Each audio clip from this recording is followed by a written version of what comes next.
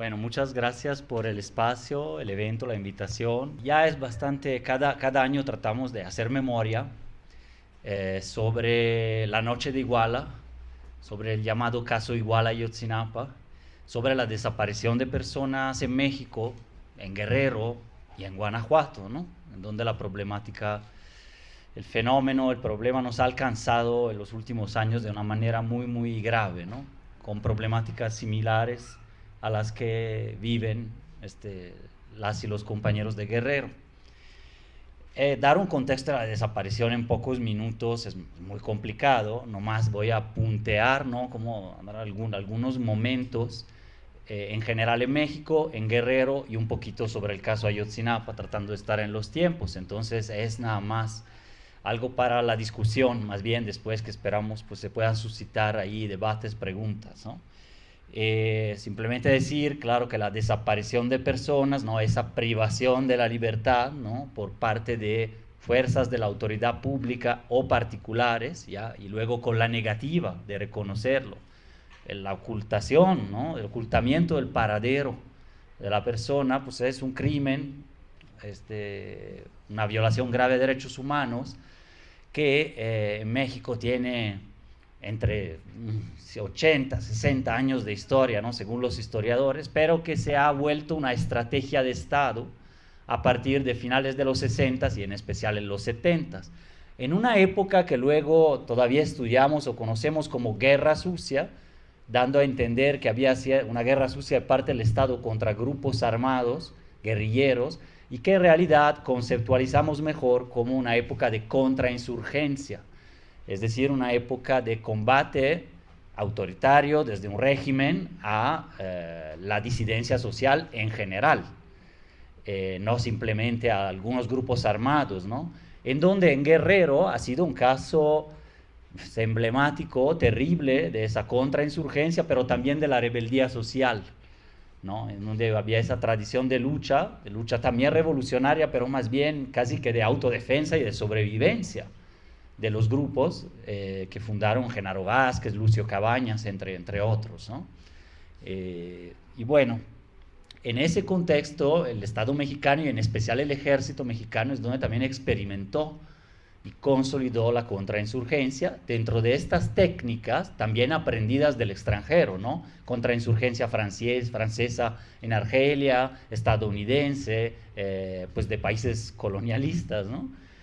Se aprende y se reproduce la técnica de terror que es la desaparición forzada de personas, la cual, digamos un poco más brevemente, con los años se filtra, se cuela, es aprendida, es reutilizada por otros actores. Ya en los años 70, 80 y sobre todo 90 y 2000, no desaparece, por así decirlo, la desaparición como técnica de represión, nada más que se multiplican los actores que la aplican, pues, o que la utilizan de diferente manera, incluyendo al crimen organizado, incluyendo a aparatos del Estado que se colaron y trabajaron capacitaron incluso a miembros de lo que actualmente llamamos crimen organizado, ¿no? Pero que son grupos armados, a veces paramilitarizados, ¿no? Que en otras latitudes como Colombia llaman grupos paramilitares también, y no solo cárteles, ¿no? Por así matizarlo un poco mejor,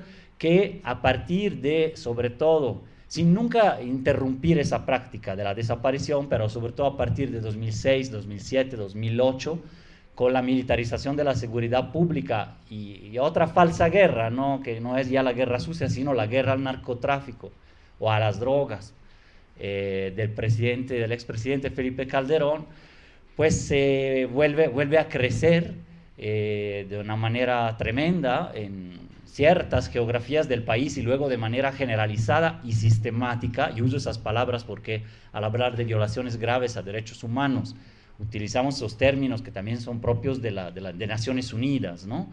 De forma sistemática hasta llegar a la fecha actual en que ya por parte de las autoridades, policías, militares, funcionarios públicos, pero también de grupos armados, incluyendo grupos de contrabandistas y traficantes, pero no solo, la desaparición forzada de personas ya es un fenómeno generalizado que tenemos pues en el registro oficial más de 110.000 personas desaparecidas a la fecha, y la gran mayoría desde 2007 a la fecha, y que pero entonces no representan todo el universo porque son realmente muchas más, hay una cifra negra, hay desconocimiento, el registro tiene sus fallas, ¿no?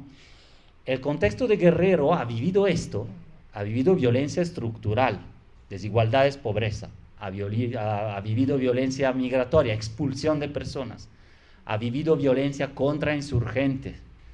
Desde los años 70 fue el estado más golpeado también por el ejército, por los servicios secretos mexicanos, ¿no? Etcétera. Y a la fecha padece esta epidemia de violencia por diferentes motivos, ¿no? Entonces ha vivido siempre las desapariciones. Las desapariciones son parte de lo que algunas académicas llaman el panorama forense de ese estado, ¿no? de las tecnologías represivas y de violencia de ese lugar. Y ya también ya extendido lamentablemente también a Guanajuato y a muchas partes del país, ¿no? Entonces, digamos, ya era común hablar cerca de Taxco del Pozo Meléndez, ¿no? Y todavía a la fecha en el Pozo Meléndez se hacen búsquedas, ¿no? Donde pues aventaban cuerpos, o de los vuelos de la muerte del ejército en pie de la cuesta, que dejaba a personas ya oficialmente desaparecidas, pero básicamente detenidas por estas autoridades y las echaba al mar, como sucedía en Argentina con los mismos vuelos de la muerte, ¿no? Ya llegando a la época actual de la mal llamada guerra al narcotráfico, ¿no? de cierta política de seguridad de ese tipo, pues ya desde 2008 era común escuchar la vuelta de los retenes de la muerte en las carreteras entre Taxco, Iguala, Teloloapan, Argelia, Michoacán, ¿no? O sea, retenes de grupos armados, a veces precedidos de un grupo militar, que daba el pase para que llegaras al otro retén ya de crimen organizado, ¿no? Por ejemplo. Lo cual hemos visto también en los Altos de Jalisco, los pueblos de Rincón, o sea, también en Guanajuato actualmente, pero ya en 2010 se empezaron a destapar fosas clandestinas, grutas, que básicamente contaminaban con su olor toda la región de Taxco, por ejemplo, ¿no? Ya en 2011 militares desaparecieron a varios muchachos secuencialmente en la zona rosa de Iguala, ¿no? Es algo que ahí se conoce, ¿no? Pero no salía tanto, ¿no? Ya si no me equivoco, 2 normalistas fueron asesinados a balazos por la Policía Federal en 2011, es decir, 3 años antes del caso Iguala-Ayotzinapa, ¿no? Estos son algunos antecedentes para entender el contexto de protesta, organización social, pero de contrainsurgencia hasta la actualidad, ¿no? De formas represivas que ya funcionan mediante crimen organizado también, ¿no? Que tiene un efecto, cualquier mafia tiene un efecto represivo sobre la población y sus demandas, ¿no? Eso va de cajón, y entonces digo, es una explicación de la difusión de esos grupos. Llegamos más o menos, no voy a explicar todos los detalles, yo espero, bueno, igual para las y los jóvenes, o que incluso ya estaban en prepa o en secundaria en esa época, porque hablamos de 9 años, de casi una década, ¿no? 26 de septiembre, en la noche del 2014, hay un ataque armado contra la población de Iguala, especialmente dirigido contra grupos de estudiantes que estaban tomando unos camiones como forma de protesta para dirigirse luego a la Ciudad de México. Habían sido encargados, ¿no?, por las normales del país de llevar esa infraestructura, esa logística a la ciudad. Entonces son atacados, quedan 43 desaparecidos, decenas de heridos. Bueno, uno de ellos en coma perenne, prácticamente, irreversible, y 6 personas asesinadas, 3 estudiantes y 3 personas que pasaban, digamos, por las carreteras cerca de Iguala, y se abre una investigación que es falseada desde un principio y se construye para 2015 ya una falsa verdad histórica. Perdón, no uso se construye como la forma impersonal, más bien la Procuraduría General de la República, dirigida por Jesús Murillo Caram, y el director de investigaciones criminales, Tomás Cerón, hoy prófugo y protegido por Israel y en Israel, manipularon la investigación con un consenso generalizado en todas las otras agencias, ¿no? que participaron aquella noche. Hoy sabemos que no solo se trató, como decía esa verdad, que no es verdad, esa versión judicial que no, ni se judicializó, ¿no? Construida con tortura por el gobierno del entonces presidente Peña Nieto, que sabemos pues que no solo se involucró la policía local de Iguala en el secuestro de los muchachos, sino toda una serie de fuerzas coordenadas, fuerzas del Estado y crimen organizado, el Grupo Guerreros Unidos, entre otros, policías locales de Iguala, Huitzuco, Cocula, pero también Policía Federal, Agencia Ministerial, que son los policías de la Fiscalía, el Ejército, la Marina, estando presentes y con la ya comprobada participación en algunas fases, por lo menos, ¿no?, de esta desaparición forzada. Ahí mismo, en 2014, a la semana, la población de Iguala, incluso solidaria con los 43, y una policía comunitaria de Guerrero, la UPOEG, empiezan a buscar, también las autoridades empiezan a buscar a los 43 y destapan el mayor sitio de fosas clandestinas del país. Es decir, ya hay centenares ahí, de los cuales habían recuperado a los pocos años más de 300 cuerpos y ninguno de los normalistas. Es decir, ya era más de una década llevaban en que se sepultaban clandestinamente personas bajo la colusión de la policía local, del grupo paramilitarizado de los bélicos, ¿no?, un grupo de la policía municipal que más bien, ¿no?, parece grupo paramilitar, y de crimen organizado, ¿no? Entonces era una violencia escondida ahí, que se conocía en el nivel local o que no salía a la luz. Entonces eso destapa y crea una organización que se llama Los Otros Desaparecidos de Iguala. Ahora hay más colectivos ahí de esa naturaleza que a diario sale a buscar. De hecho, Temoris ha hecho un documentario que es Mirar Morir, el ejército en la noche de Iguala, que trata del involucramiento del ejército, pero trata también de cómo se creó ese grupo, ¿no? Aquí desde la Ibero hemos llevado proyectos de investigación para tratar la historia de los otros desaparecidos de Iguala.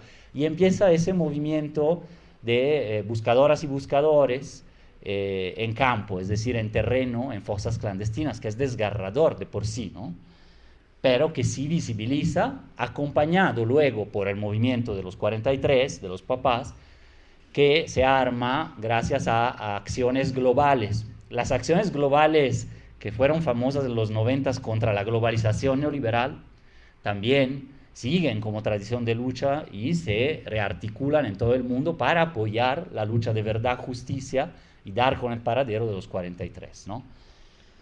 Entra en 2015 a trabajar de la Corte Interamericana un grupo independiente, el GIEI, que es el grupo interdisciplinario de expertos independientes o viceversa, pero que da un giro a la investigación desmontando la falsa verdad histórica de la Procuraduría, o sea, las falsedades, o menos la gran mayoría de ese aparato, esa narrativa que nos dieron, incluso insinuando infiltraciones con el crimen organizado que hoy están totalmente desmentidas por pruebas, ¿no?, fácticas, y no por discursos de medios vendidos o del entonces gobierno.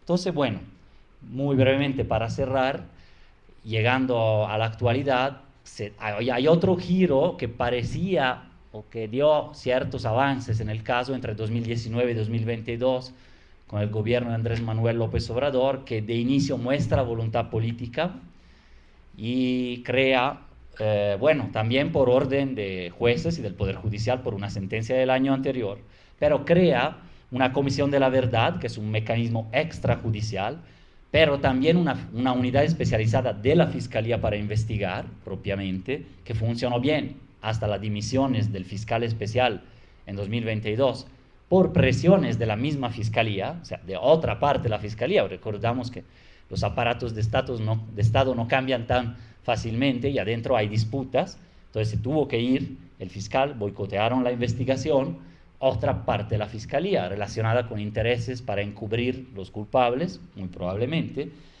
El GIEI regresó y su último informe fue de hace un mes y medio, el grupo de la Corte Interamericana, que también es extrajudicial, pero aporta pruebas e investigación.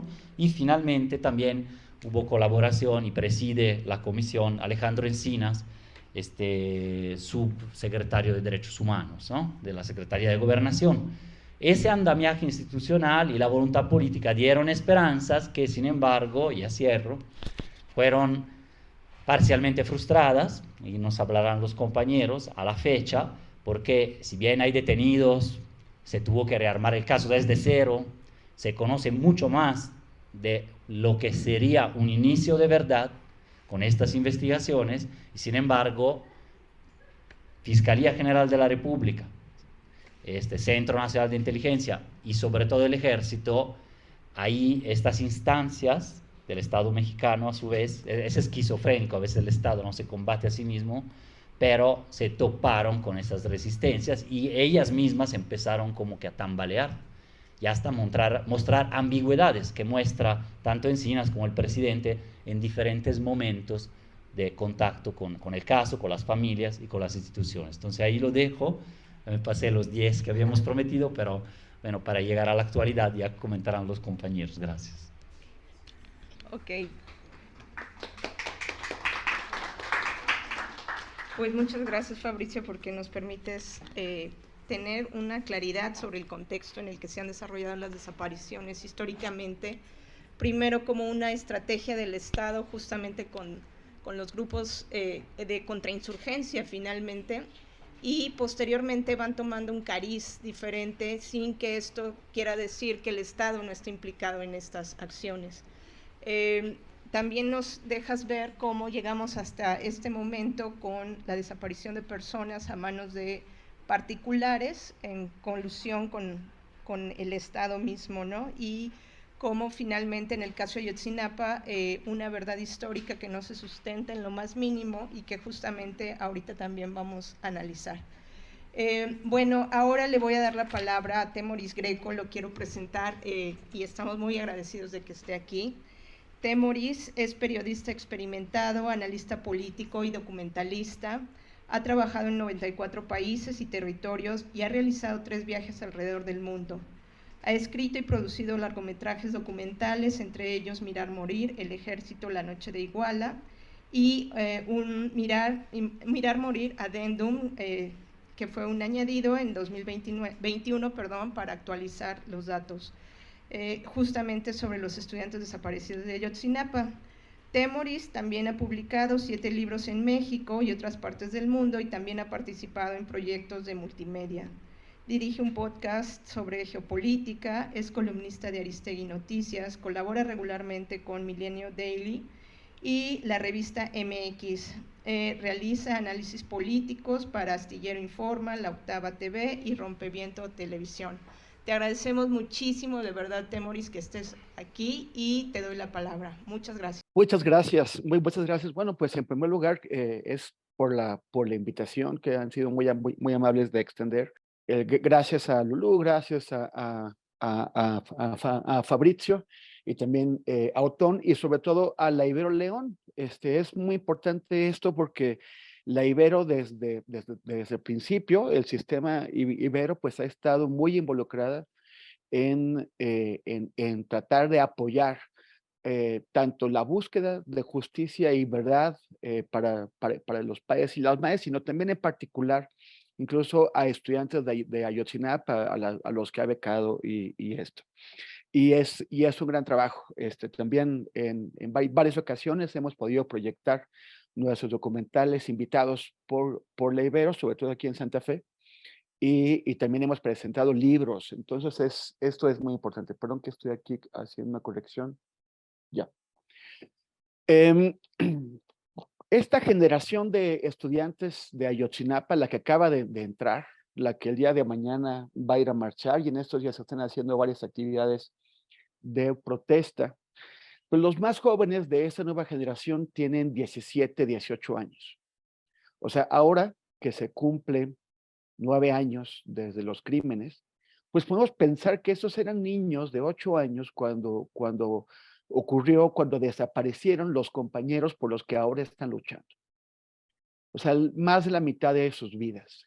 No sé exactamente el público que nos está viendo ahora, pero imagino que también hay muchos nuevos estudiantes que están ahora en esa sala o viéndonos por internet, pero sí, hola, ¿qué tal?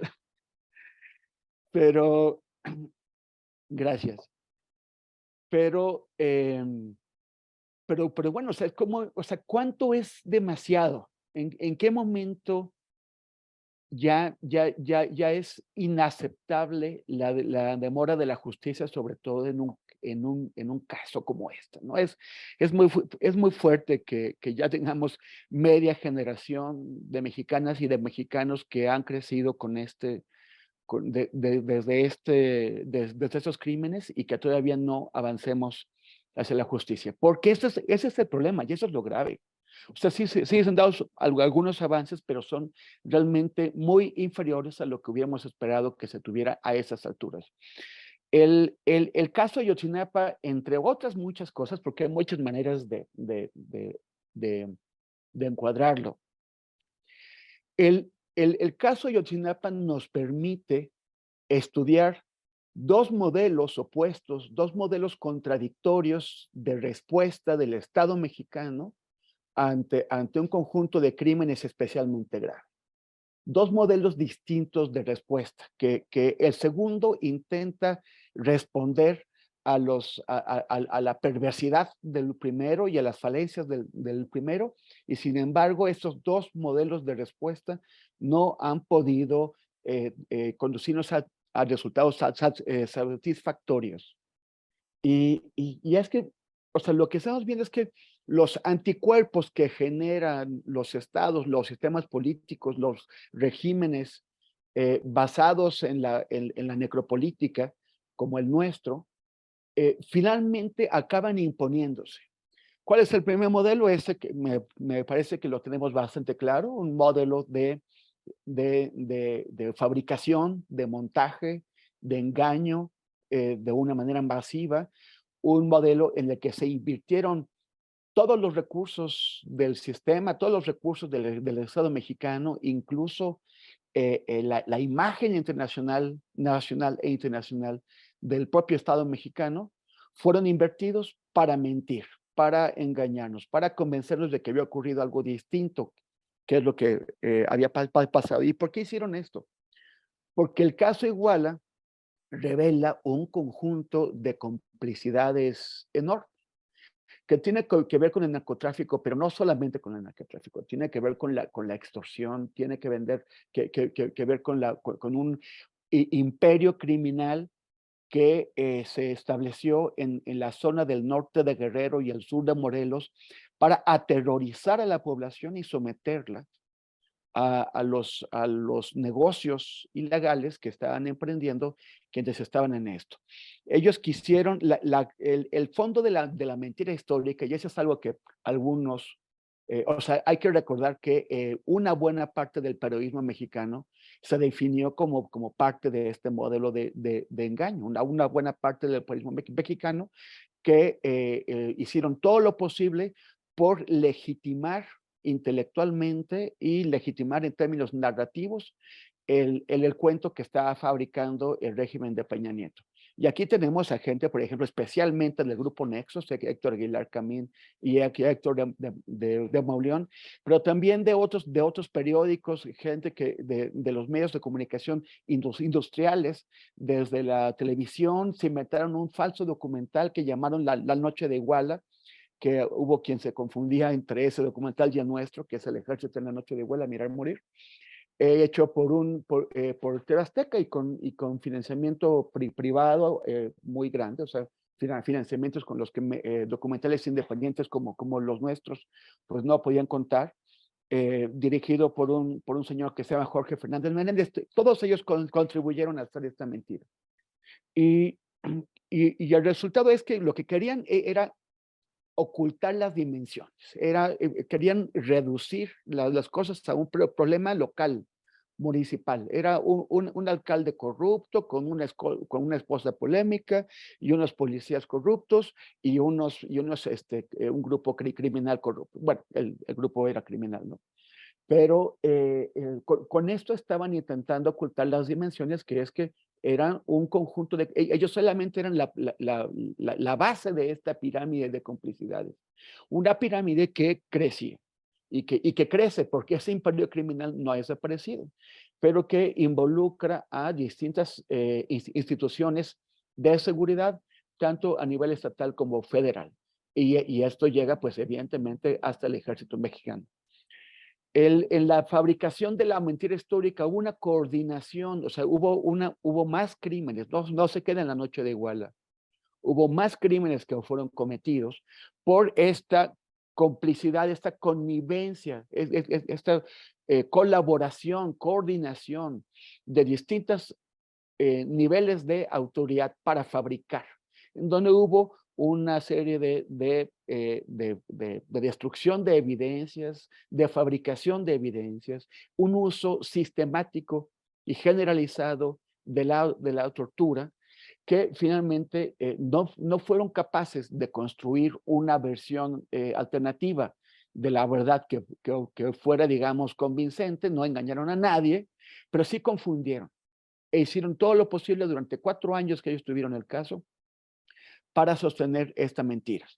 Que aquí, ¿quién intervino? El Centro de Información de Investigación y Seguridad Nacional, el CISEN, hoy llamado CNI, que dependía entonces de la Secretaría de Gobernación de Miguel Ángel Osorio Chong, la Secretaría de la Defensa Nacional y la Secretaría de Marina. Y es muy importante recordar que son ellos, porque son los que se están intentando salir con la suya, con la suya y se están saliendo con la suya.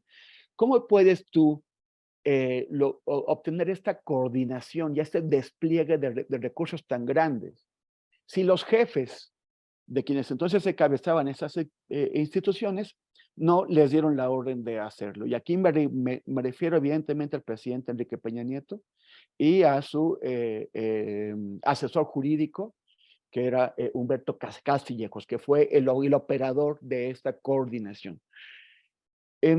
Esa fue la mentira histórica. En aquel tiempo, los investigadores del GIEI, otros investigadores, muchos periodistas que trabajamos en el asunto, pues fuimos hostigados, fuimos algunos espiados, otros nada más, digamos, nada más monitoreados por inteligencia militar y difamados por quienes controlaban la comunicación desde los más altos niveles de los medios de comunicación en México. Junto con la persecución que se hizo contra las madres y los padres y contra el movimiento social que los apoyó, pues básicamente se nos tildaba de mentirosos y de necios y de estar aferrados a un cuento cuando en realidad ellos ya tenían qué es lo que había ocurrido.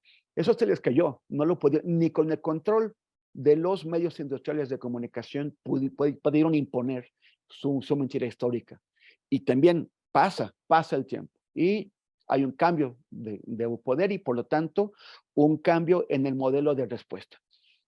4 años después de la desaparición de los 43, el presidente López Obrador, entonces como presidente electo, se reunió con las madres y los padres de los desaparecidos en el Museo Memoria y Tolerancia en el centro de Ciudad de México y ahí se comprometió con ellos a resolver el caso, a darles razón de qué es lo que había ocurrido con sus hijos y por qué y quiénes eran los responsables. De ahí, después de 4 años de que las madres y los padres habían sido maltratados sistemáticamente y perseguidos por el gobierno, por primera vez vimos sonrisas y por primera vez hablaron con esperanza. Y hubo un cambio en el espíritu, en el ánimo de ese movimiento, porque dijeron, ahora sí, nos van a dar justicia. Y también porque también se demostraba que quienes habían querido hacerlos parecer como locos, o sea, la idea, lo que intentaba el gobierno ante la sociedad era exhibir a las madres y a los padres como gente loca que estaba exigiendo algo irracional, de pronto se les reconocía la razón ante México y ante el mundo. Eso fue muy, muy importante. Y yo creo, tengo la convicción, porque lo vi de cerca, que efectivamente el presidente de la República tenía la intención de cumplir el compromiso que había establecido con ellos. Pero entonces entran en función, entran en acción esos anticuerpos. Lo primero que le hizo fue establecer 3 instrumentos de investigación que a veces confunden, pero cada quien tenía un propósito. Un instrumento judicial de investigación, que era la Fiscalía Especial, llamada Unidad Especial de Investigación y Litigación de Caso Ayotzinapa, que era el más importante, porque es solamente una fiscalía dotada de autoridad legal. Es la que podía, pues, llevar a los responsables a la cárcel. Y había también esta Comisión de la Verdad, la COBAG, presidida por un subsecretario de Derechos Humanos, Alejandro Encinas. Esta COBAG tenía la misión de establecer una verdad que no se quedara solamente en lo judicial. A veces cuando se busca la verdad, las exigencias de un proceso legal no permite que se utilicen cierto tipo de elementos que debería hacernos entender qué es lo que pasaron, pero que no reúnen los requisitos que exigen las leyes y por lo tanto terminan siendo apartados. Ya ven, entre abogados se ponen de acuerdo en un lenguaje, en una serie de condiciones, y el que hace la ley, pues hace la maña también. Entonces hay maneras de apartar ciertas pruebas de un proceso legal, pero la idea de la Comisión de la Verdad era llegar a una comprensión de qué es lo que había sucedido para apoyar a las madres y a los padres a que también tuvieran ante México y el mundo una versión de qué es lo que había pasado que salvara no la autoridad, pero sí la inocencia de sus hijos que también habían intentado pues mancharla haciendo parecer que ellos eran cómplices de los criminales. Y como parte, y la tercera parte o el tercer instrumento de este modelo de estas investigaciones era una coadyuvancia internacional ligada a la Comisión Interamericana de los Derechos Humanos, que es el GIEI, el grupo interdisciplinario que mencionó Fabricio. Esto avanzó con lentitud. Imagínense, por ejemplo, que para hacer esta fiscalía especial, esta Fiscalía Especial estaba adentro de la Fiscalía General de la República, era una unidad especial de la Fiscalía General de la República. Pero ¿quién había hecho la falsificación de la investigación? La propia Fiscalía General de la República cuando tenía otro nombre, que era la Procuraduría. Pero lo que tenía que hacer el nuevo fiscal especial, que se llama Omar Gómez Trejo, era trabajar desde la Fiscalía General de la República para sacar a la luz las porquerías que había hecho la propia fiscalía y que era el personal de la fiscalía. O sea, él tenía que trabajar con el enemigo adentro de las fauces del lobo. Era denunciar lo que había hecho el lobo desde las muelas, desde los colmillos del lobo. Entonces tardó muchísimo tiempo en cambiar al personal, porque su propio personal lo saboteaba y lo saboteaba con un sentimiento de impunidad, que robaban cosas y alteraban documentos frente a las cámaras para que se supiera que ellos tenían la certidumbre de que estaban más allá, o sea, de que no podían ir por ellos. Y entonces Gómez Trejo tuvo que ir cambiando poquito a poquito el personal hasta poder tener un equipo en el que pudiera confiar. Un equipo no solamente honesto, no solamente capacitado, sino valiente, porque como decía, desde adentro de las fauces del lobo tenían que investigar al lobo y tenían que denunciarlo y que llevarlo ante la justicia.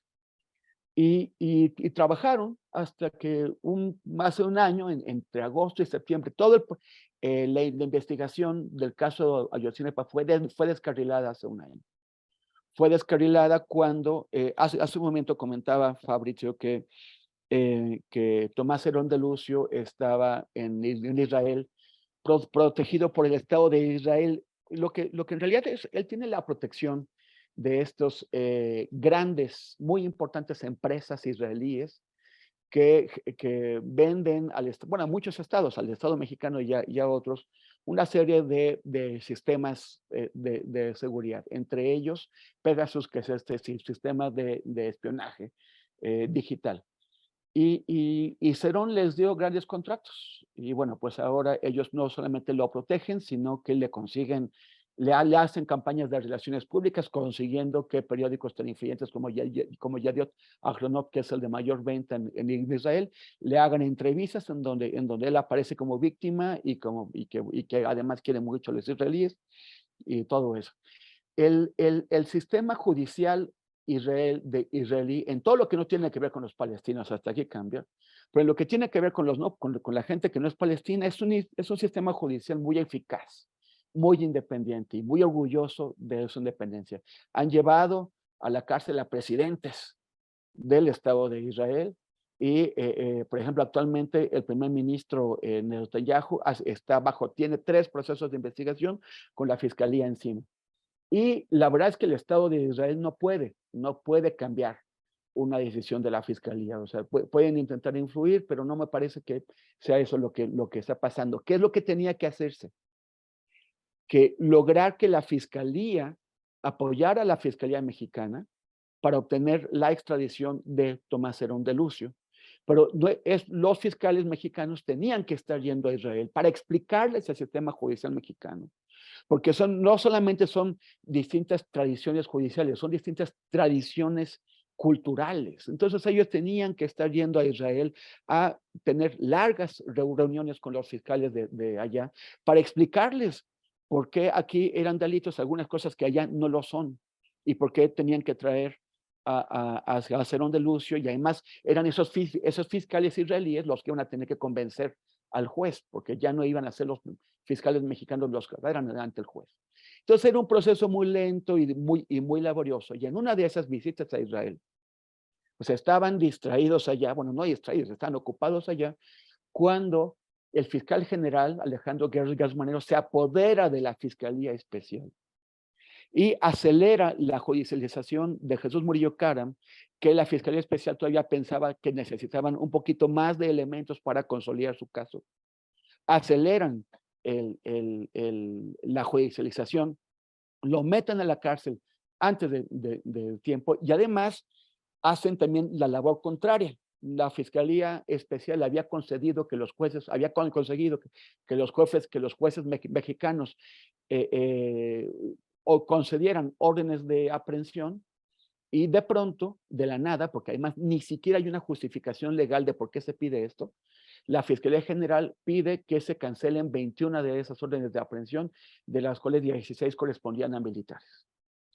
Y además le quitan a la Fiscalía Especial la colaboración de 21 policías ministeriales que ellos necesitaban para hacer varias diligencias.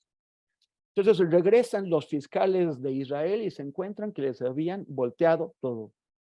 Y no quedaba de otra, y entonces hubo una renuncia, o sea, renunció Omar Gómez Trejo, quien además tuvo que salir del país porque pues tenía amenazas fuertes pendientes sobre él.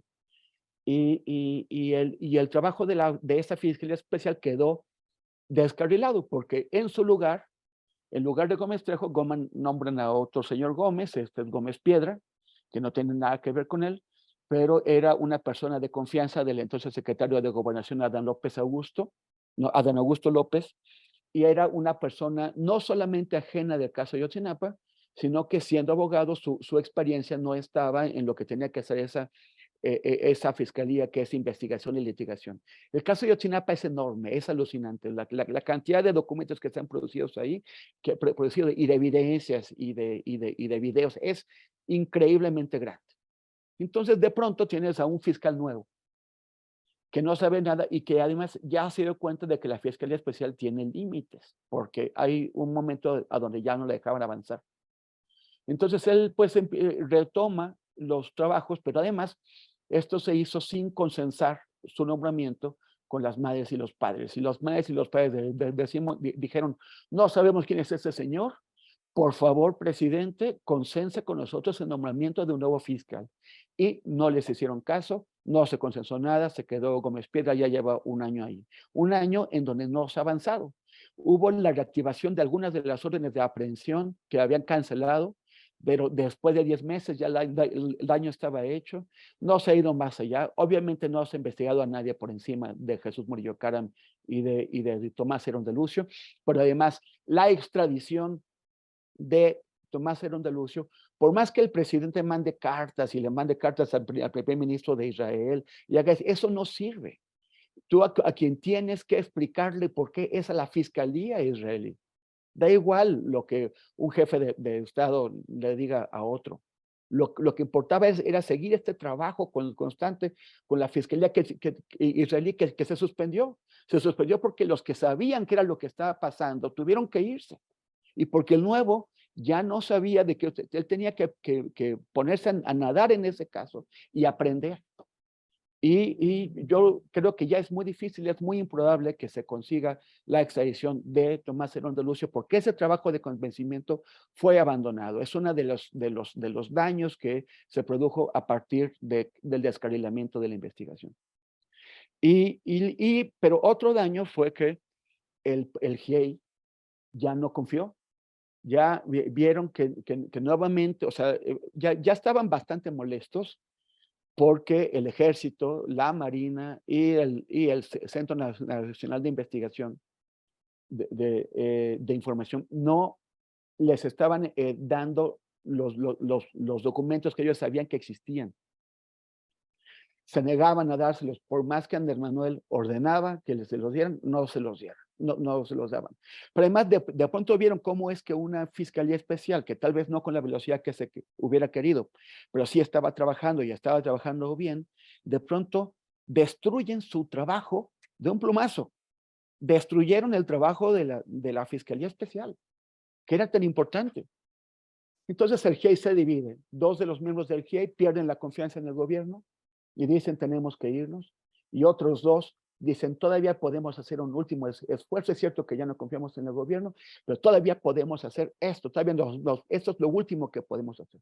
Y se quedaron hasta que hasta un par de meses en julio, pues finalmente se retiró. Entonces, el otro instrumento de investigación también se acaba. Ya tenemos descarrilado el trabajo de la fiscalía, el GIEI se retira, quedaba uno, y el uno, que es esta comisión de Encinas, le pasan dos cosas. Uno, Encinas comete un grave error cuando da por válidos un conjunto de capturas de pantalla de supuestas comunicaciones de WhatsApp de los criminales, las da por buenas, cuando en realidad no era posible comprobar el origen de esas capturas de pantalla, porque no se tenía acceso a los dispositivos, a los teléfonos de donde venían. Entonces no había una manera de tener una seguridad de que efectivamente correspondieran a lo que se decía y que no eran pues una falsificación. Y lo otro es que también Encinas se da cuenta de que hay un momento en donde ya no puede avanzar, que es el ejército. O sea, con el ejército hemos topado, Sancho. Y entonces queda cuestionado, queda evidenciado el trabajo de la COBAG, de la Comisión de la Verdad, queda cuestionado el trabajo de Encinas, y además Encinas comprueba que él está aislado dentro del gobierno de Andrés Manuel y que no tiene autoridad para mover las cosas más allá. Entonces, los tres instrumentos de investigación quedan, pues, la COBAG neutralizada, la Fiscalía descarrilada y el GIEI se va. Y esa es la situación en la que estamos. Este otro modelo de respuesta también llegó a un límite, y el límite es haber topado con los poderes fácticos que demostraron que están más allá, que se colocan más allá de la autoridad presidencial. Y un presidente que tampoco está dispuesto a comprometer otras partes de su gobierno. Él le ha encargado a los militares la seguridad pública, le ha encargado su legado, su legado con que son los trenes, que son los aeropuertos, que son los puertos, que los ha encargado a los militares. La Guardia Nacional está en manos de los militares. La administración de puertos y de aduanas está en manos de los militares y una serie de otras partes de la administración civil. No se puede pelear con el ejército, porque se pelea con el ejército y el ejército en un momento dado puede dejarle caer esto o aquello o todo. Entonces hay un nivel más allá del cual no podemos pasar. Cuando el presidente dice, me están pidiendo que les entreguen documentos que no existen, ¿quién le dijo al presidente que los documentos no existen? Él no puso a nadie de su confianza a revisar si esos documentos existen o no. No puso, por ejemplo, a Encinas y a su equipo a verificar que esos documentos existieran o no. le dijeron que esos documentos no existen, los mismos que no quieren entregar esos documentos, que es inteligencia, que es marina y que es el ejército. Entonces tenemos a un presidente que está, en los hechos está actuando como defensor de oficio de los soldados, de los marinos y de los espías. Y que ya, como, según parece, por lo que estamos viendo las señales, ya Andrés Manuel no quisiera dejar el caso de Ayotzinapa abierto para quien venga después. Ellos quisieran cerrarlo antes del fin del gobierno. De esa forma también Andrés Manuel decir que cumplió con su compromiso. Y entonces el eje de los trabajos de la Fiscalía Especial ahora ya no es descubrir quiénes fueron clave en la conformación del imperio criminal que permitió que se cometieran estos crímenes. Ya no es ir hasta el último nivel hacia arriba de quienes estuvieron involucrados en la falsificación de la mentira histórica. Ya es hacer lo posible por encontrar restos de desaparecidos, el mayor número, porque es muy probable que haya restos que nunca se puedan encontrar, pero hasta donde se pueda avanzar y con eso decir que se cumplió el compromiso. El problema que tiene es que las madres y los padres no lo van a permitir. No es eso lo que les ofrecieron y van a mantener sus exigencias. En algún momento es probable que se produzca un rompimiento, o no sé exactamente qué es lo que van a hacer, pero pues no va a ser tan fácil que se cierre el caso, y sobre todo porque eso no es lo que prometió. Gracias. Te agradecemos muchísimo, Temoris, por esta interesantísima charla que nos estás ofreciendo. Y bueno, creo que en este caso nos abres un panorama de preocupación en lo personal, en el sentido de observar que hay aparentemente una decisión presidencial de llegar a la verdad y la justicia, pero sin embargo con la imposibilidad de enfrentar los poderes fácticos que ahí se encuentran.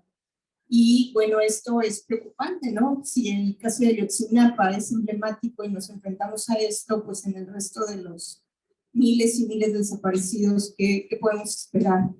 Pero sin embargo también abres ahí una ventana de esperanza en cuanto a la movilización ciudadana, ¿no? Que es lo que puede empujar justamente a otras formas, otras presiones para justo encontrar la verdad y la justicia.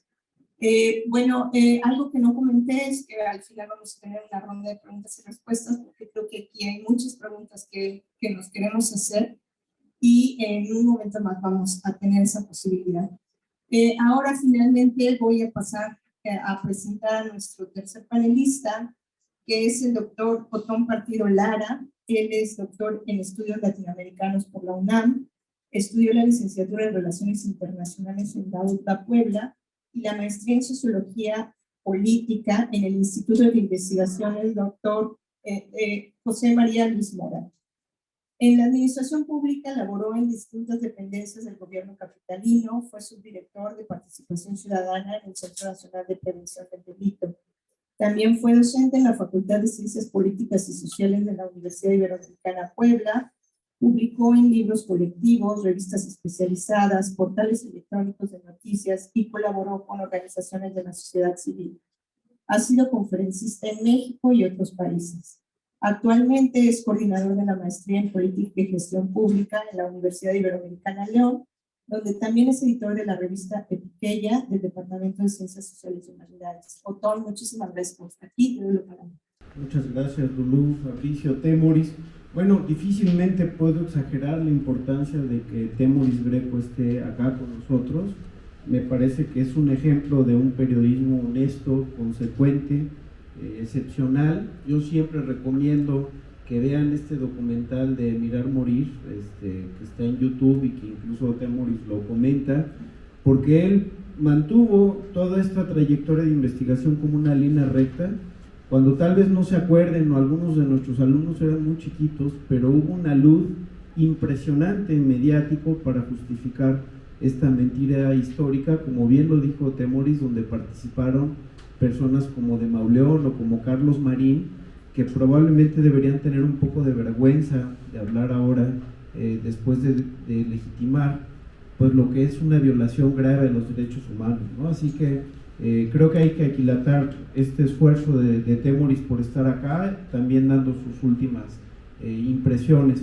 Bueno, lo que se puede ver, evidentemente el caso Ayotzinapa es una larguísima tensión histórica entre el Estado neoliberal y el proyecto normalista, que no solo ocurre en Guerrero, sino en otras normales del país, porque de algún modo para el Estado neoliberal, para esta visión proempresarial, pues sí es incómodo que los más pobres tengan acceso a una educación y además a una educación que sea crítica, ¿no? Entonces creo que esta es una base. Fabricio había mencionado pues los antecedentes de Genaro Vázquez, Lucio Cabañas, la continua presencia del ejército en Guerrero, el hecho de que en Guerrero se hicieron los vuelos de la muerte que hicieron acá en México. Entonces sí hay una historia muy larga de confrontación y de violencia que hay que tomar en cuenta, ¿no? De hecho, eso es lo que hace el informe del GIEI, el último informe del GIEI, que digamos que en líneas generales hace un análisis de contexto, cuál es el contexto histórico y cuál es el análisis de redes, o sea, qué redes criminales se articularon para que pasara lo que pasó.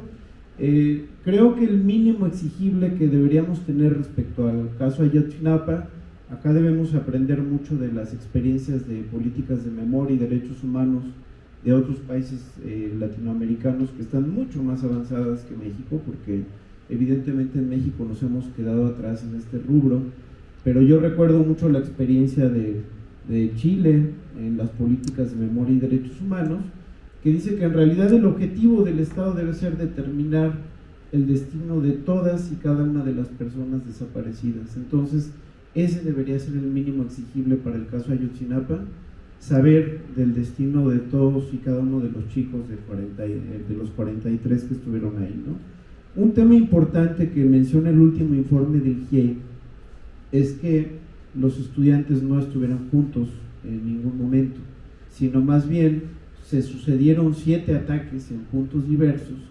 Entonces está más o menos reconstruido cómo se articularon las redes criminales con las policías de 3 municipios, incluso con algunos miembros del ejército, y entonces se sabe muy bien qué pasó con estos disparos y ataques de las policías y los criminales a los estudiantes, pero hay un punto en el que se corta la información totalmente, que es lo que dice el último informe del GIEI. Hay un apagón informativo donde no se sabe qué fue lo que pasó. Lo que sí es claramente conocido es que no ocurrió esa representación teatral inmoral que hizo Murillo Karam a la prensa al decir que los estudiantes habían sido incinerados en el basurero de Cocula. Eso no ocurrió, y uno de los delitos por los que se le señala a Murillo Karam es por la mala administración de la justicia, ¿no? Y porque se cometió un delito grave que es la desaparición forzada.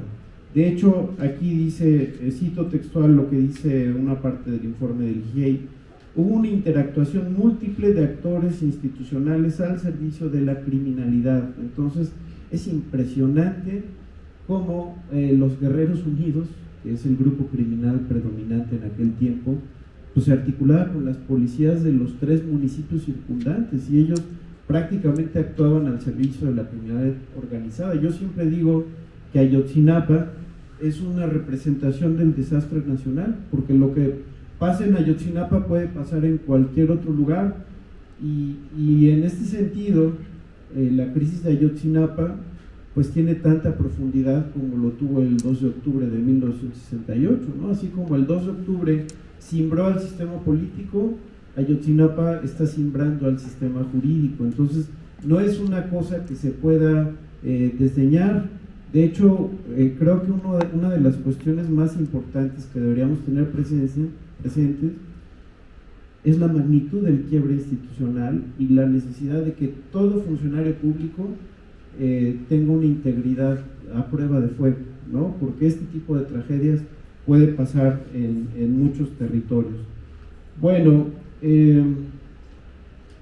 ahí el tema delicado es el asunto del ejército, porque ahí, como bien lo dice Temoris en el documental, pues hay un asunto de contexto muy preocupante, y es que se desincorporó una parte muy importante de un predio del batallón 27, ya Temoris me corregirá, donde se estableció una plaza comercial, que es la Plaza Tamarindos, donde había todo tipo de negocios legales que ustedes se puedan imaginar, incluido un cine, y también la venta de joyería. Entonces lo que se dice es que esa famosa Plaza Tamarindos pues era un asiento de lavado de dinero en un estado donde además la actividad minera es muy importante, hay una producción de oro relevante, ¿no? Entonces hay muchos cabos sueltos en las investigaciones. Me parece que Ángela Buitrago, Cox, los miembros del GIEI hicieron una labor muy importante, porque ellos en sus países, tanto en Chile, en España y en Colombia, son personalidades, son juristas de gran nivel que tienen mucha experiencia en el tema de los derechos humanos. De hecho, se decía últimamente que Ángela Buitrago podía ser propuesta por el presidente Petro para la Fiscalía en Colombia, porque pues en Colombia tienen sus propios problemas y asuntos muy comparables en gravedad al caso Ayotzinapa, pero que son muchos, ¿no? Entonces, creo que ellos actuaron de buena voluntad. También hay que señalarlo ante las ausencias o los déficits institucionales de la Fiscalía. Entonces urge una rearticulación de la Fiscalía, ¿no? Hay un tema también que, a raíz del informe del GIEI y de las propias investigaciones del gobierno, ha surgido en el sentido de que los Guerreros Unidos son una red transnacional de crimen organizado que no solo tienen presencia en Guerrero, sino incluso en Chicago. Entonces pues ya hay una articulación transnacional. Lo último que se supo es que el presidente López Obrador, y esto se lo quisiera preguntar a Temoris, le solicitó a la vicepresidenta Kamala Harris las investigaciones de inteligencia que tenían en Estados Unidos sobre las comunicaciones intervenidas de este grupo criminal. Creo que es muy importante rescatar la labor de la inteligencia en este caso. Y bueno, probablemente esto puede dar algunas pistas. En realidad el último informe del GIEI no es tan narrativo como los 5 informes anteriores, porque finalmente es un estudio judicial que pretende demostrar que hubo ciertas comunicaciones entre distintos actores criminales que intervinieron en la noche de Iguala, ¿no? Entonces, digamos, si uno quiere tener un primer acercamiento al caso Ayotzinapa, creo que conviene más leer los informes anteriores, pero esta es la clara demostración de que el poder criminal estaba articulado con el poder legal en la noche de Iguala, ¿no? De hecho, creo que esa es una de las razones por las cuales desde entonces se incendió el PRD como partido político y perdió toda viabilidad histórica, ¿no? Eso no es ningún secreto. Ahora, la actualidad pues replica muchas situaciones similares. En este país hay una crisis forense con 51,000 cuerpos sin identificar, entonces es un vacío histórico, institucional terrible. Creo que a veces se comete el error de pensar que todo depende del presidente, porque pues, esto no es así. En realidad hay una parte muy importante que es la investigación judicial y la identificación, que depende de las fiscalías. Entonces creo que nosotros como ciudadanos también tenemos que ejercer presión a las fiscalías para que incrementen sus capacidades, porque están completamente desbordados en la investigación del delito. Entonces por eso está ocurriendo esta crisis forense que pues, prácticamente explota en todo el país, ¿no? Y quiero irme muy rápido. Creo que también es muy importante que el gobierno pues rediseñe su ruta de salida o su ruta de continuidad con este asunto. O sea, eso sí es obligación del gobierno federal, porque se prometió, como bien decía Temoris, llegar a una resolución. Se ve muy lejos porque, bueno, solo han sido identificadas como cuatro estudiantes. Se supo también que tristemente uno de los chicos era miembro del ejército, o sea, había sido infiltrado por Sedena. Entonces la identificación de su paradero es clave, porque este chico probablemente pudo haber sido detenido con otros estudiantes entonces eso ayudaría a identificar el paradero de unos cuantos, ¿no? Pero el gobierno creo que sí tiene que reconstruir por dónde le va a dar salida al caso. También saber si el ejército tiene o no tiene información sensible. Un punto muy importante del último informe del GIEI es que ellos dicen que el ejército debe tener información adicional que no se pudo aportar durante el proceso, y pues un elefante en la sala que es un motivo de misterio y de inquietud y que creo se debería reflexionar más, pues es qué pasa con el CISEN, con el Centro de Inteligencia y Seguridad Nacional, porque hay que recordar que al frente del CISEN pues está un hombre aparentemente de las confianzas de López Obrador, que es el general Audomaro.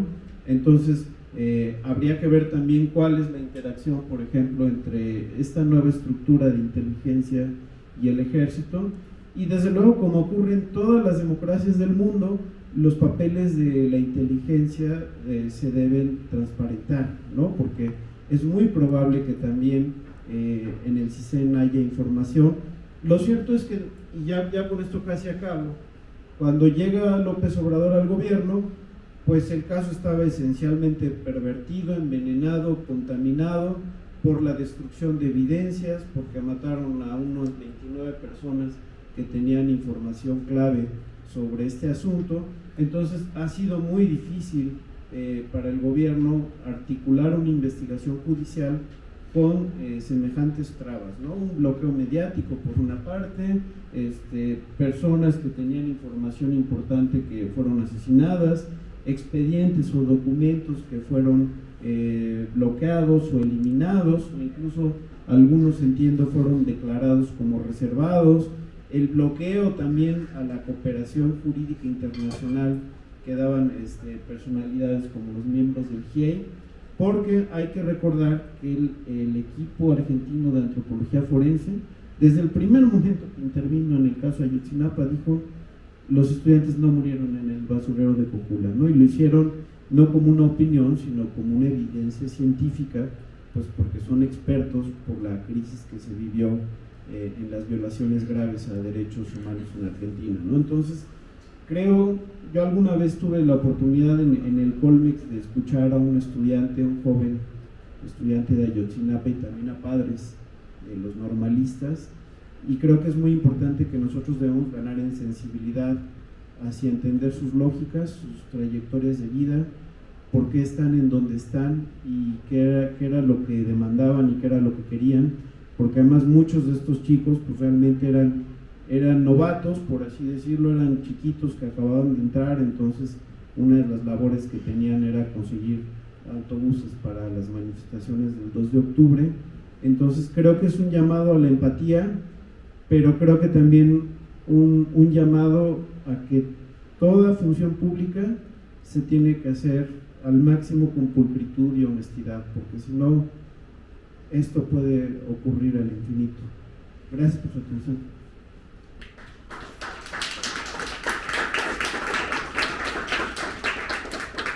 Muchísimas gracias, Otón, por este recuento que nos haces del último informe del GIEI, en donde nos permites ver con claridad que la articulación que había de las diferentes instancias de las policías y del mismo ejército en la colusión con grupos del crimen organizado, y que inclusive estaban a disposición de estos grupos del crimen organizado. También nuevamente como esa esperanza en el sentido de la sociedad civil, de los padres, padres de los estudiantes, en donde es esta fuerza que sigue empujando a encontrar la verdad y la justicia. También me pareció muy importante lo que decías del caso de Ayotzinapa como emblemático que sirve al sistema judicial, ¿no? Y que puede ser una de las posibilidades en que empiece a desquebrajar y que alguna de esas grietas pueda, por ahí podamos entrar la sociedad civil a recomponer esta situación. Bueno, pues mil gracias, y ahorita lo que vamos a hacer es justamente a dar la palabra al público para preguntas. Vamos a tener todavía un espacio de preguntas, entonces pues podemos iniciar. quien quiera preguntar algo puede levantar la mano y le pasamos el micrófono por allá.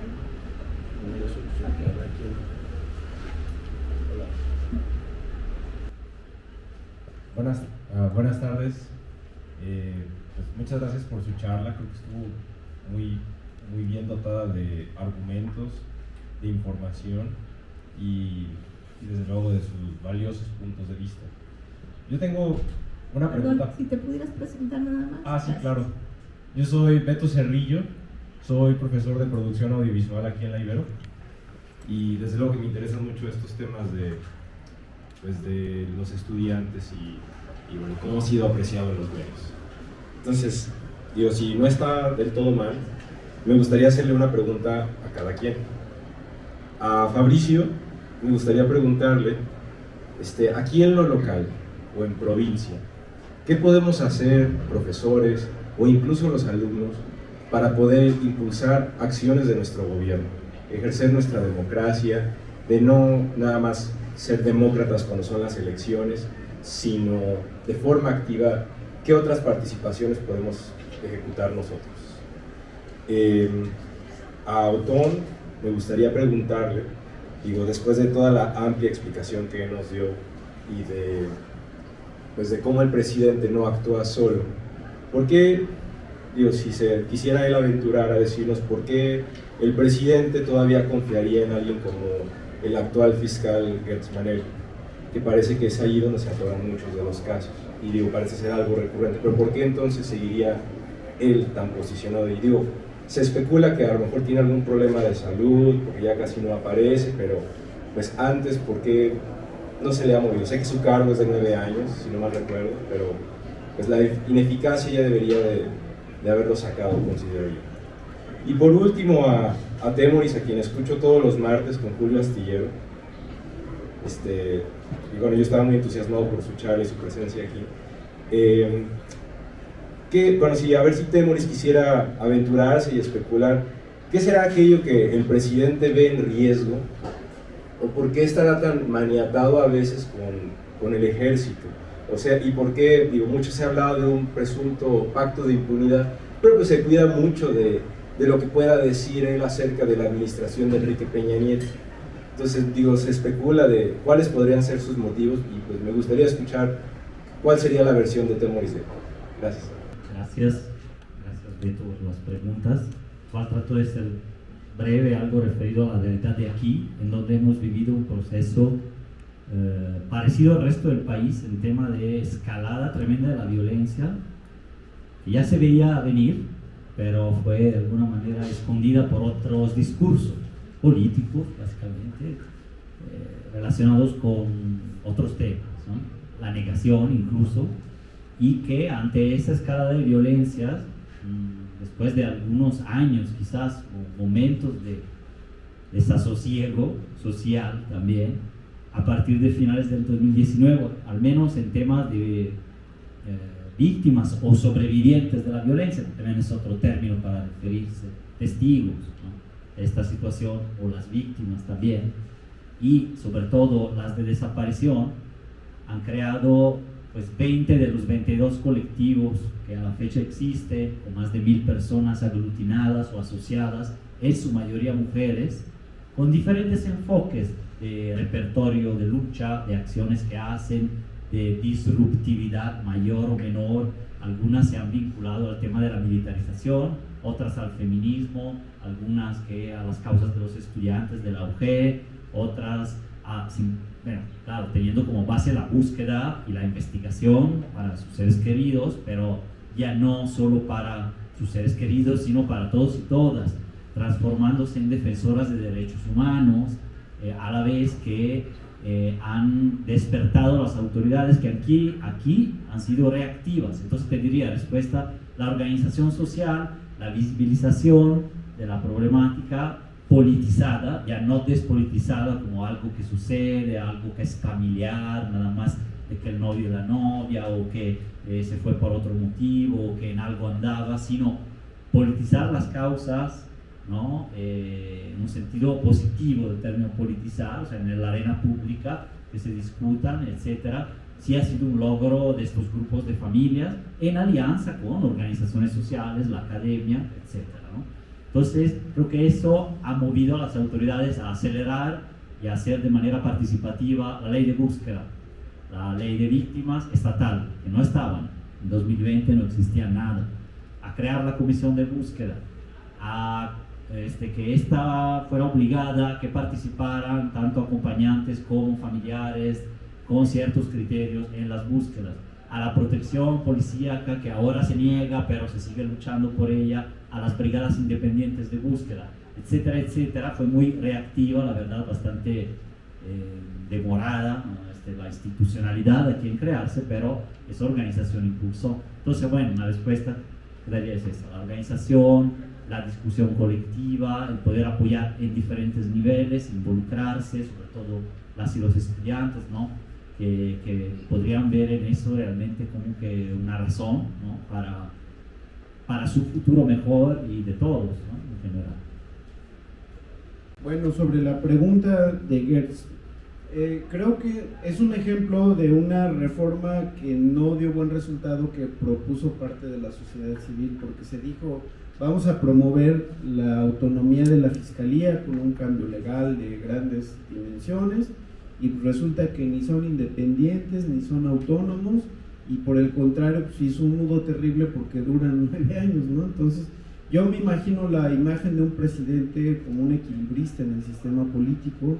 Entonces él probablemente hubiera optado por alguien más cercano, que de hecho fue su procurador, como Bernardo Batis, pero derivado de esta reforma pues tuvo probablemente que negociar con alguien que además pues, ya tiene décadas de experiencia en el campo de la seguridad, como Alejandro Gertz, que por otro lado pues creo que sí, en efecto tiene un papel relativamente cuestionable, pero incluso quedó tan débil o tan rara esta reforma legal, pues que ya remover a un fiscal es un lío bastante difícil, en el que se involucra también el tema del poder legislativo, de la negociación con el poder legislativo. Entonces yo creo que sería muy interesante de cara al futuro ver cómo reformar la investigación del delito, que además sí es una agenda súper pendiente. O sea, hay fiscales o policía investigadora que investiga más de 100 casos, tiene a su cargo, entonces pues están acabados por default con la carga de trabajo que tienen, ¿no? Entonces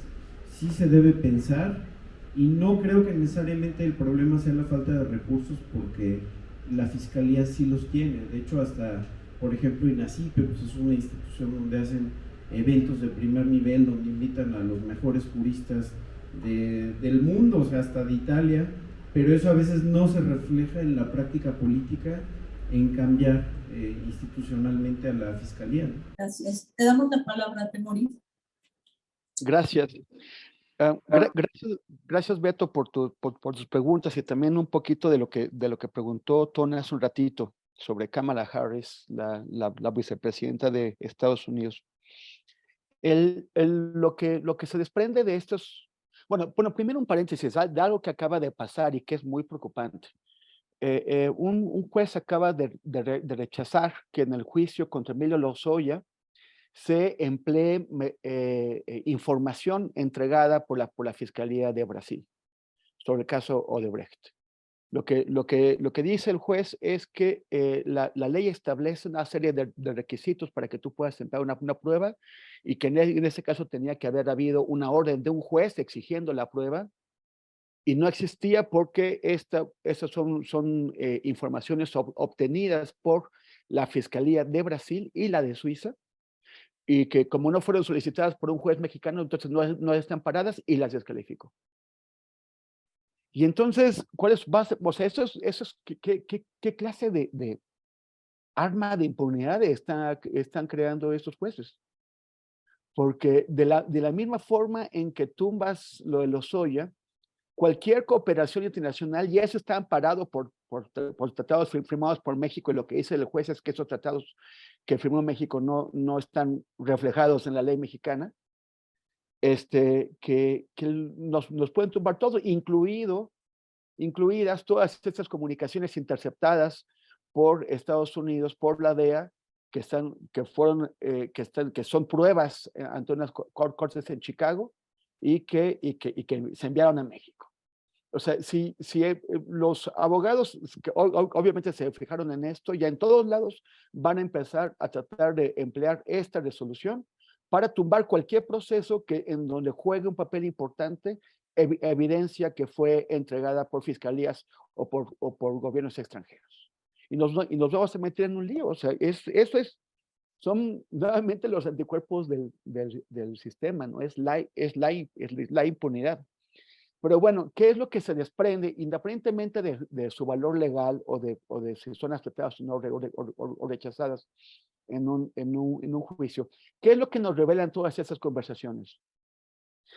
Que no solamente funcionarios de distintas corporaciones de seguridad y del ejército están en una relación de colaboración, de complicidad constante con el crimen organizado en el norte de Guerrero, sino que de pronto los tratan como sus empleados.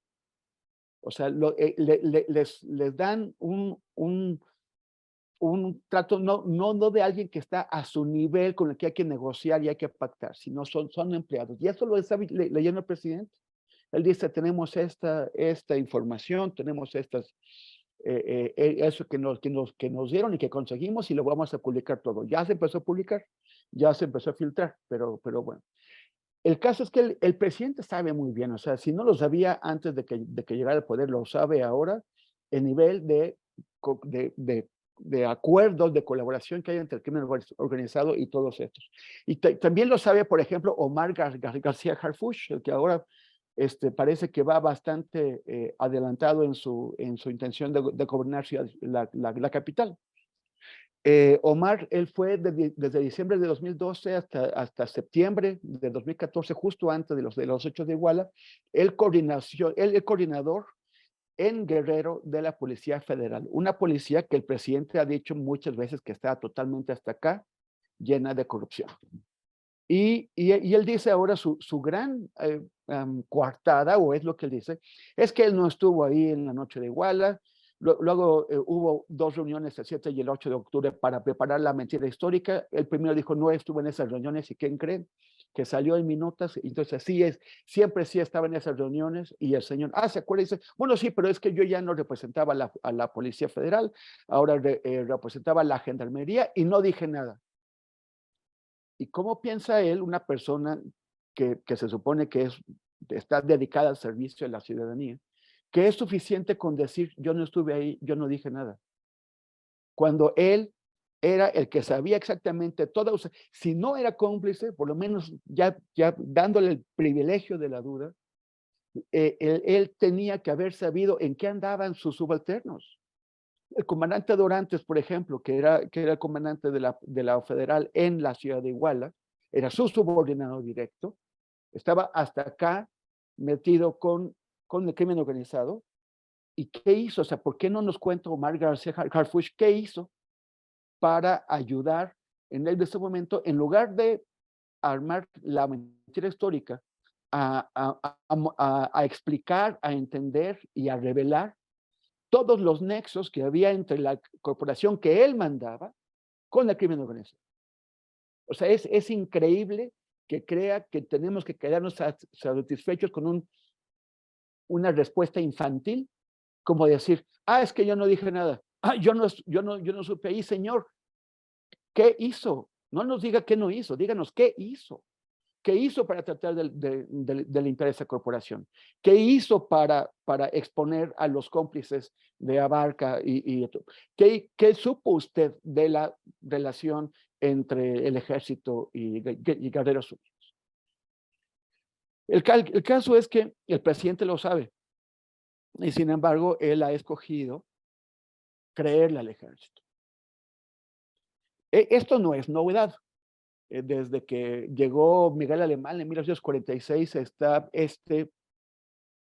pacto de impunidad, por eso es un pacto no escrito, mediante el cual los militares no les dan golpes de estado a los civiles a cambio de que los civiles los dejen hacer lo que sea.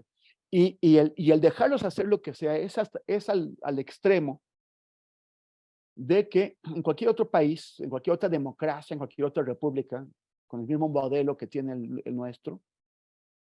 Los ministros de defensa, los ministros de Marina son civiles para tratar de garantizar el control civil de esas instituciones. En México no. En México ningún gobierno, ni el de Andrés Manuel, ni los del PAN, ni los del PRI sueñan con poner un ministro de defensa.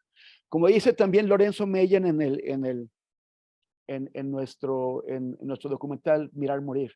Él dice, imagínate, ya no un secretario de la Defensa Civil, sino una secretaria de la Defensa Mujer en México. ¿Cuándo te lo vas a imaginar que va a pasar eso? Y ponía el ejemplo de Michelle Bachelet, hija de un militar chileno asesinado por la dictadura, a la que colocan como ministra de Defensa para mandar sobre los oficiales que ordenaron el asesinato de su padre. O sea, ¿cómo es que Chile, que tiene un ejército tan fuerte, tan fascista, sí es posible que haya una ministra de la Defensa? ¿Cómo es que o sea, si ustedes no vieron este documental, bueno, no es un documental, es una reconstrucción, que se llama Argentina 1985. En Argentina 1985 es la historia de cómo un gobierno débil que acababa de tomar el poder, un gobierno civil en el poder en Argentina, que no les arrebató, la dictadura militar argentina no fue derrotada, nadie llegó a sacar a los generales de los cuarteles y a entregarlos a juicios populares. O sea, ellos no perdieron una guerra, no fueron derrotados, solamente se dieron cuenta de que ya no eran capaces de gobernar porque habían hecho el desastre y entregaron el poder a los civiles, pero seguían teniendo el poder. Y sin embargo, esos civiles metieron a la cárcel a todos los presidentes militares, a todos los jefes del ejército, a la cúpula la metieron a la cárcel. Entonces, ¿cómo es posible que los argentinos y los chilenos sí puedan hacer eso y nosotros no podamos avanzar para someter a los militares al control civil, para someterlos al fuero civil? Cada vez que unos militares matan a civiles, como los que vimos hace poco en Tamaulipas, en dos distintos actos, ¿cómo es que cuando ya se ven obligados a procesarlos, los guardan en prisiones militares, adentro de campos militares? Cuando están bajo el fuero civil, porque cuando un militar se mete con un civil, lo mata o lo hiere guaso, esto es fuero civil, no quedan parados por el fuero militar. Y sin embargo, a todos los guardan, los que están ahora de Ayotzinapa, pero esos están en el campo militar número 1.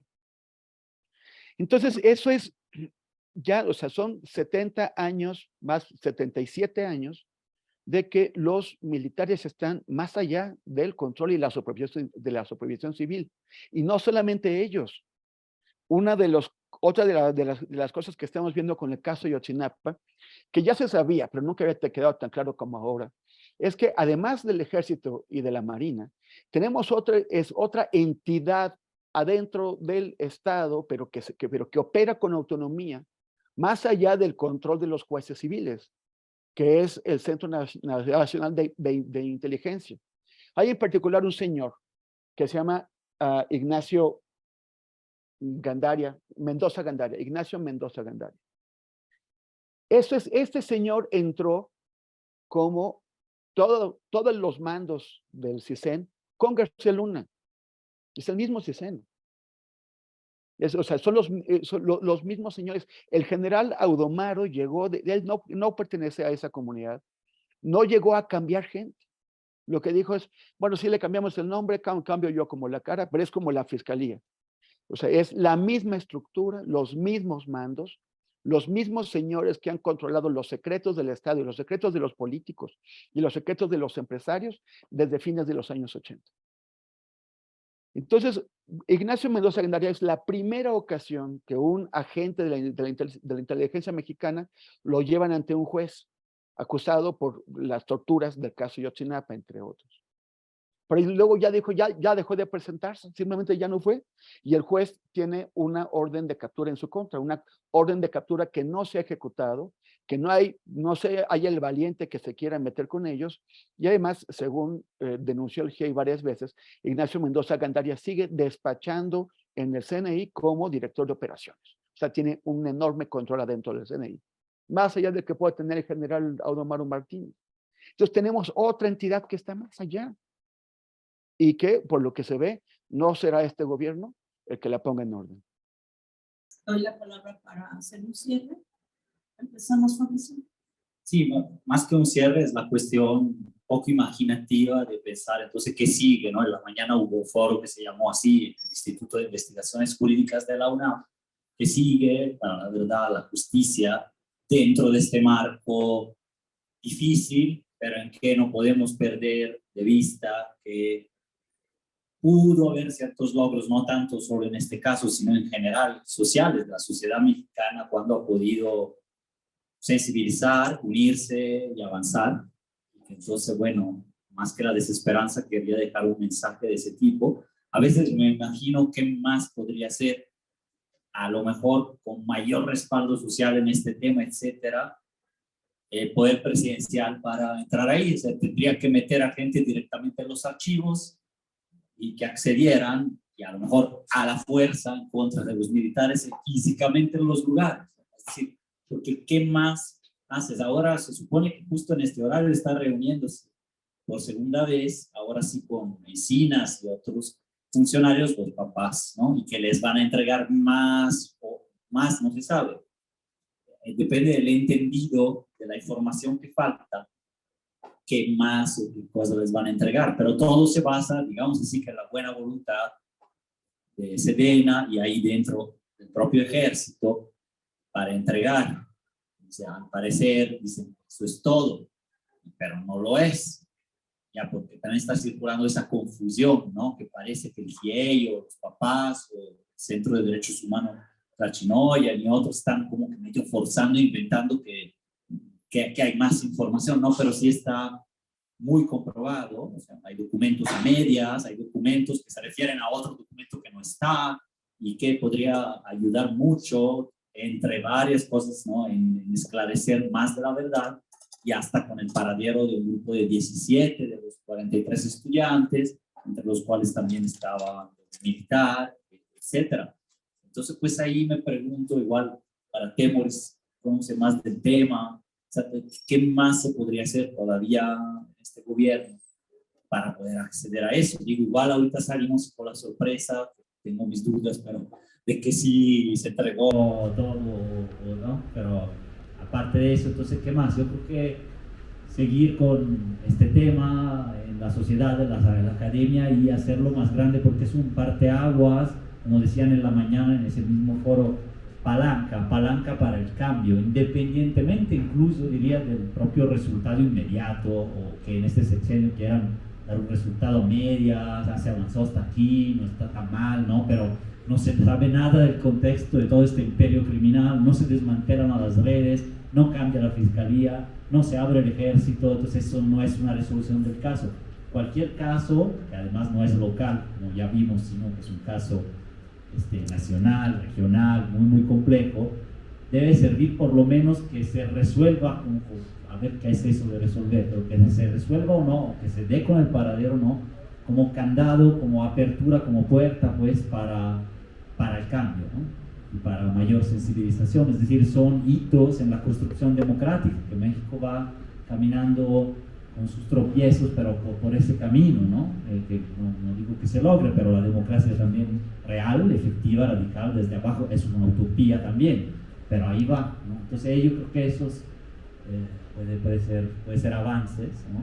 Aún no teniendo todavía el paradero, que es lo primero, la verdad, y luego ya al menos en algún momento la justicia, que están entrelazadas, ¿no? Entonces, bueno, ahí a ver qué podríamos más hacer.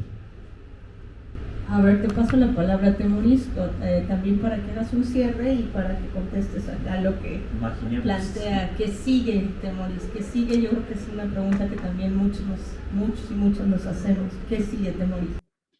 Bueno, esa es una lucha que viene de muchísimos años, ¿no? De muchas décadas y que es de largo plazo. Entonces pensemos, o sea, tratemos de ser un poquito optimistas. ¿Quién llamó cuentas a los generales, a los oficiales que actuaron el 2 de octubre de 1968? O sea, no hubo ninguna clase de proceso, ni ningún fiscal valiente, nada. O sea, no hubo impunidad garantizada. Es una cuestión de expectativas. El presidente se comprometió y en algún momento pareció que esto iba avanzando. Entonces nos quedamos muy cortos. muy cortos en cuanto a lo que queríamos, a lo que esperábamos que pasara. Pero también él dice, hay 2 generales en prisión, hay otros militares también en prisión. Ahí está Jesús Murillo Caram, el otro con solicitud de extradición. ¿En qué gobierno hubiera pasado eso? Pues con Anaya, ¿no? O sea, no podíamos haberlo esperado que el PAN fuera tras ellos. Hubieran intentado seguir con la mentira histórica, no sé qué hubieran hecho, pero no hubieran avanzado tanto. Entonces, bueno, dentro del saldo, o sea, hubiéramos querido que se llegara a 10, bueno, igual se llegó a 4, pero 4 es mejor que lo que teníamos. Entonces es presionar más, o sea, es que hay que presionar, o sea, este es uno de los casos, exigir justicia y verdad para las madres y los padres y para sus hijos, no es solamente por ellos, y no es una cuestión elemental humana de solidaridad básica, sino es también pensar en el sistema de justicia de este país y de América Latina para el futuro. De que en 10 o 15 años pensemos que este fue unos primeros escalones de algo que se avanzará después. En donde a pesar del enorme poder que les han entregado a los militares, también se ha logrado que acepten un grado de responsabilidad ante la justicia, que significa que varios de sus oficiales acaban siendo pues sancionados y condenados a penas de prisión. O sea, esto tiene que alentarnos a continuar, a seguir, a exigirles a los políticos que nos cedan, a exigirles a nuestros representantes, a exigirle a la gente que llegue al poder, muchos de ellos que los hemos visto, que eran personas muy honestas y de pronto se dejan enloquecer por el poder. Se suben esos ladrillos y se les va totalmente la noción de lo que eran y de lo que aspiraban. Estarles recordando quiénes eran y presionarlos para que cumplan y para que se mantengan. Entonces, o sea, eso es lo único que podemos hacer. Hay avances. Es mucho menos de lo que esperábamos, pero hay avances. Entonces, esos avances tienen que ser nuestra motivación para exigir más y para presionar más.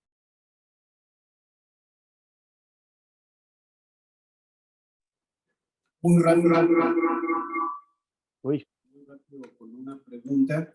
Creo que también en la academia sí tenemos un gran pendiente en todo el país, que es replantear el estudio de las relaciones civiles y militares, ¿no? Que bueno, es evidente que las Fuerzas Armadas van a tener mayor protagonismo, como lo hemos dicho, pero yo sí quisiera preguntarte, Temoris, sí debemos resignarnos a que las Fuerzas Armadas, la Guardia Nacional, la Marina, el Ejército, son entes herméticos, cerrados, de los cuales no puede haber ningún tipo de interacción con el público más que a ellos les convenga, quizá para promocionar los DN3 o algo así. O sea, ¿crees que pueden abrirse vasos comunicantes con las Fuerzas Armadas o de plano es una lucha perdida de antemano?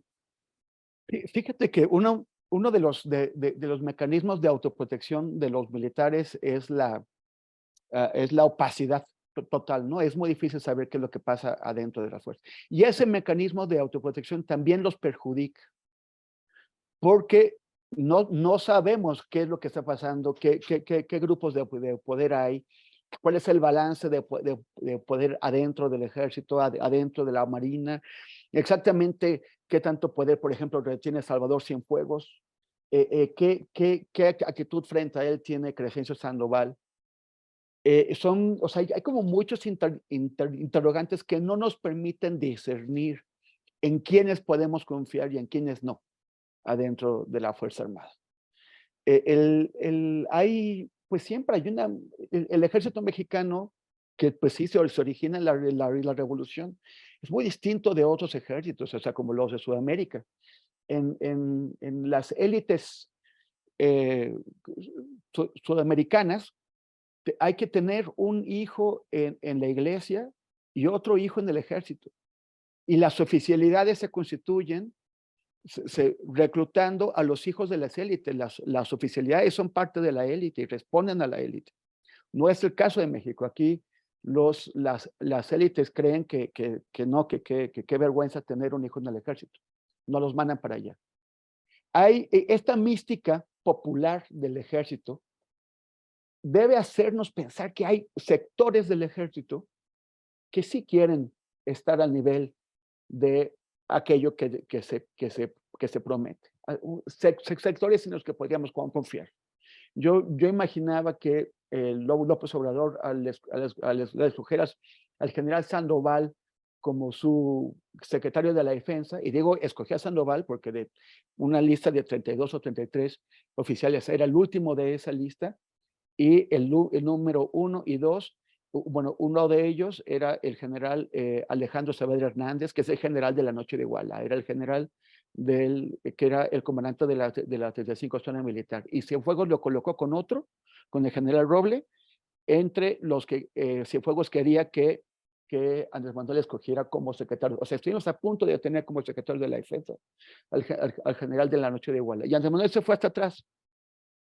Eso nos hizo pensar que el general Cienfuegos, pues, o su grupo había quedado debilitado. Nos desmintió, pues, todo el affair de salvar a los soldados Cienfuegos, cuando se lo llevaron a Estados Unidos arrestado. Pero bueno, pero algo debe estar pasando ahí. Hay un sector en el que deberíamos poder confiar y en el que querríamos apoyar y apoyarnos. Solamente que no sabemos quién es quién. Y no sabemos cuál es el balance del poder. Pero independientemente de lo que ocurra dentro del ejército, pues sí tenemos que aspirar a que en algún momento, por ejemplo, la seguridad pública se desmilitarice. Y esto no va a pasar si se consolida el cambio institucional, legal, de poner a la Guardia en manos de la Sedena. Tendríamos que tener una alternativa por ahí. Y como no se logró en ese sexenio, quizás en el próximo tampoco, y el péndulo que ahora ha ido yéndose hacia el lado de los militares, eventualmente empiece a regresar y el poder civil pueda recuperar varios de los espacios que les hemos entregado. Pero por lo pronto, pues yo creo que sí, el hecho de que haya 2 generales en prisión y otros 12 soldados también ahí, pues es un avance sobre lo que teníamos antes. Ok, pues muchísimas gracias, Temoris. Y bueno, para cerrar, creo que necesitamos revisar en este caso de Ayotzinapa los claroscuros que hay ahí, y en este sentido ver lo que la academia, lo que la universidad debe de aportar a este caso, ¿no? ¿Qué papel nos toca jugar acá? Desde la formación de pensamiento crítico, desde visibilizar las problemáticas, desde la investigación, ¿qué nos toca desde allí, ¿no? Para justamente fortalecer también a esa sociedad civil, a esa organización, a esa movilización social, que justamente somos quienes podemos ir trabajando en esa posibilidad de lograr verdad y justicia, ¿no? Como ahorita lo revisamos acá en el caso de Ayotzinapa, son justamente los padres los que han empujado esto. Sin la sociedad civil organizada no se puede lograr esto, ¿no? Y para desarticular todos esos poderes fácticos que sí se ven complicados, sí tenemos nosotros que empujar esas situaciones.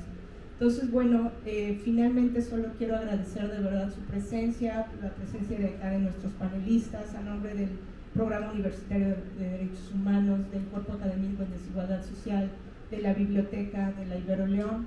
Les agradecemos mucho su presencia en este panel y nada más me toca darles las constancias a nuestros panelistas. Pues la Universidad Iberoamericana León otorga la presente constancia al doctor Fabricio Laruso por su participación en el panel. No estamos todos, nos faltan 43, 9 años de Ayotzinapa. Muchísimas gracias, Fabricio, por tu participación. Pues también le otorgamos aquí a Otón Partido Lara su constancia y agradecemos mucho. Y también a Temoris, que bueno, te la haremos llegar, Temoris, con mucho gusto y de verdad muy agradecidos de que estés aquí. Esperamos de verdad que no sea la última vez. Quisiéramos tener el contacto contigo para futuros eventos, cursos y demás, que nos interesaría mucho que estuvieras. Agradecemos mucho la participación de los tres y bueno, esperemos que nuevamente podamos contar con ustedes. Muchísimas gracias y buena noche. Gracias, Temoris. Gracias.